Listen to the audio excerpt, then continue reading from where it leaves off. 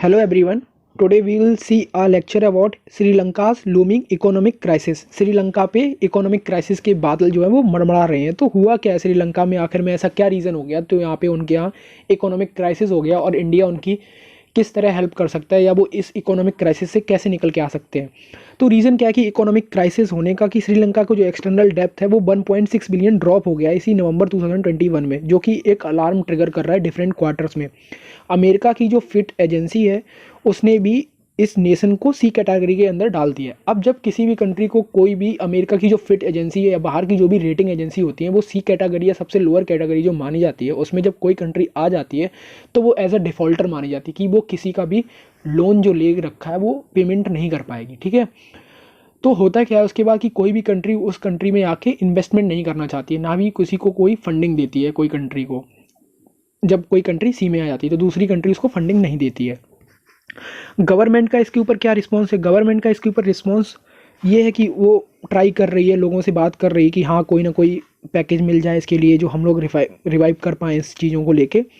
और हम इन लोगों ने इकोनॉमिक रिलीफ के लिए स्पेशल अलाउंसेंस दिया था, 1.2 बिलियन पैकेज भी दिया था, इन्होंने अनाउंस किया था। उसके बाद श्रीलंका में इतना इकोनॉमिक क्राइसिस है क्योंकि इनके जो एक्सपोर्ट होते हैं वो हो नहीं पा रहे हैं, जैसे कि गारमेंट्स के ऊपर, चाय हुआ, मसाले हुए, टूरिज़्म भी नहीं हो रहा है बिकॉज ऑफ पैंडेमिक की वजह से। लेकिन कुछ लोग मानना है कि ये पैंडेमिक से पहले भी यही सिचुएशंस थी।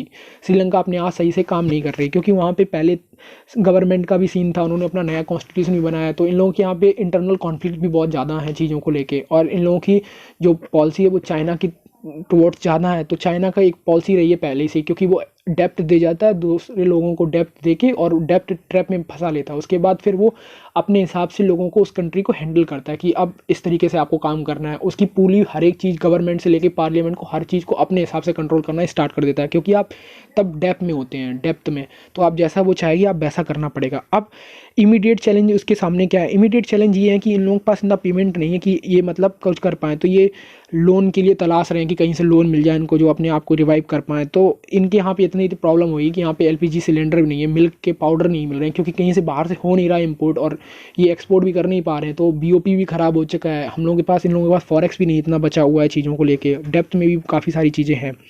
तो इंडिया क्या कर सकता है इन लोगों के लिए? तो श्रीलंका ने काफ़ी बार इंडिया से आके ऑप्शन भी मांगा कि आप मेरी थोड़ी हेल्प कर दें इन चीज़ों को लेके। तो हम लोग का नेबरहुड फर्स्ट पॉलिसी के अंदर भी आता है, हम लोग इन चीज़ों को देखते हैं। और श्रीलंका हमारा पहले से ही अच्छा दोस्त रहा है, हम लोग के पास साथ में बहुत सारे कल्चर रिलेशन भी हैं और पहले से भी रिलेशन, ओल्ड रिलेशन भी है हम लोगों के, नेबरहुड फर्स्ट भी है। तो श्रीलंका का हम लोग हेल्प करने के लिए हमेशा तैयार रहते हैं। On deepening in the cooperation in the area of food and security, energy security, balance of payment issue and Indian investment Sri Lanka also took places. Okay, अभी वाइब्रेंट गुजरात में सबमिट होने वाला था तो उसमें नरेंद्र मोदी और श्रीलंका चाइना के साथ में टॉक करने के लिए था, बट अभी वो कैंसिल हो गया है ये पैंडेमिक की वजह से। तो आगे देखते क्या होते हैं। और एक काम और श्रीलंका कर सकता है कि आईएमएफ से जाके बात करे और उससे अपने जो इंटरनेशनल मॉनेटरी फंड होता है आईएमएफ, उससे जाके अपने एक्सटर्नल डेप्थ और mobilising bridging finance for the interim restructure करे अपने लोन को और उनको बताए। पर आईएमएफ तभी देगा जब लोन, जब आपके यहाँ ट्रांसपेरेंसी होगी। और यहाँ पे जो इनके यहाँ पे सरकार जो है उनके यहाँ ट्रांसपेरेंसी की बहुत ज़्यादा कमी है। ट्रांसपेरेंसी हमेशा एक ऑप्शन माना गया है कि स्ट्रॉन्ग पॉइंट है कि इनके यहाँ ट्रांसपेरेंसी है जो ना वो बहुत लो रहती है।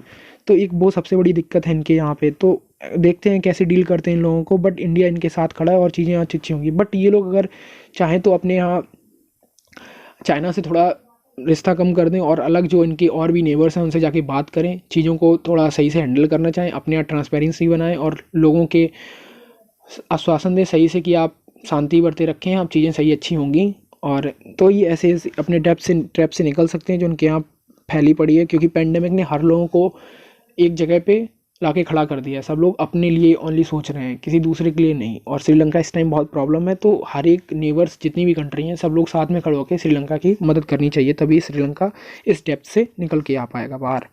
और ख़ासकर इनको चाइना से अलग रहना चाहिए, क्योंकि चाइना ही इनकी बर्बादी का कारण लग रहा है मुझे।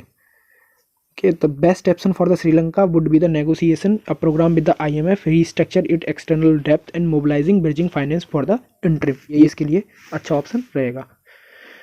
जय हिंद भाइयों फिर।